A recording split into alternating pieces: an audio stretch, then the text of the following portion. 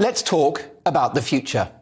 The passing of Her late Majesty Queen Elizabeth II is inevitably a time of deep sorrow, as reflected in the queues of thousands of people waiting in line to pay their respects. Apart from ITV presenters, they don't queue. So whilst we mourn the Queen's passing, now must be a time of great optimism too, because our brand new King, Charles III, may be in his 8th decade, technically, but you couldn't hope to find a brighter, more energetic and committed public figure. He's the perfect man for the job, with more recognition on the world stage than almost anyone. Plus, he's been waiting for this moment for decades. He's had time to watch and learn from his incredible mother and his incredible father, I should add. He's seen the highs and lows of being a monarch, the good, the bad and the ugly. He'll make mistakes, of course he will. He's only human. But I don't think he'll make many. He's also had decades to think about what he'll do with the monarchy.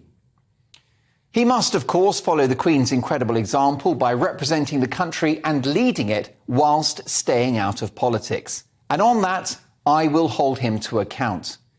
But he's got to make the gig his own too.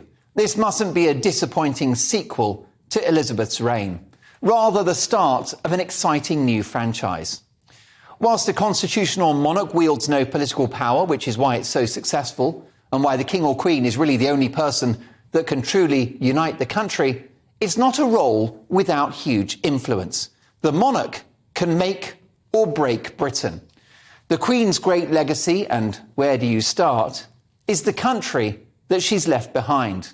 A politically stable economic powerhouse, a global beacon of diversity, creativity and enterprise. As our constitutional figurehead, Britain's recovery from the Second World War and now its preeminent position as a G7 superpower with a world-class military is something for which the Queen deserves credit. Britain's largely positive post-war journey all happened on her watch. The Queen made Britain great again. So Charles has a simple task: to keep Britain great.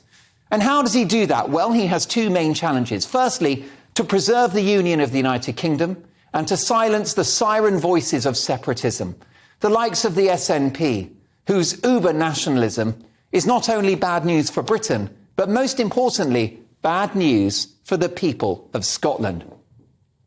He must take a union-centric approach to his monarchy in everything he does. Every action, for every waking hour, must be about Wales, about Scotland, about Northern Ireland, and about England.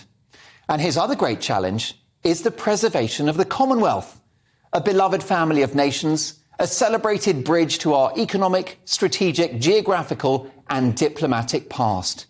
If he looks after the Commonwealth and listens to those voices around the world who seek more national identity whilst wanting to stay in the family, then the Commonwealth will not unravel, as many predict, but rather it will strengthen. With God's will, Charles has got 2 or 3 decades in which to make that happen. And in that, I wish him well. But let me reiterate, Charles must stay out of politics and resist penning those spider letters to government ministers, something of a late-night habit of his. And he must stay away from the net zero green agenda too, because that is an exclusively political matter. If he pushes debatable net zero, mark my words, it will lead to zero monarchy. The public will not tolerate a politicised king. King no way will they put up with it. We just need a monarch who can speak up for Britain, represent our traditions and values, and serve our interests at home and abroad. We know Charles will be a monarch who loves his country, but he needs to lead a country that loves itself too, by being a king for every Brit, of every age, of every creed, race and social class. He must be a king for all.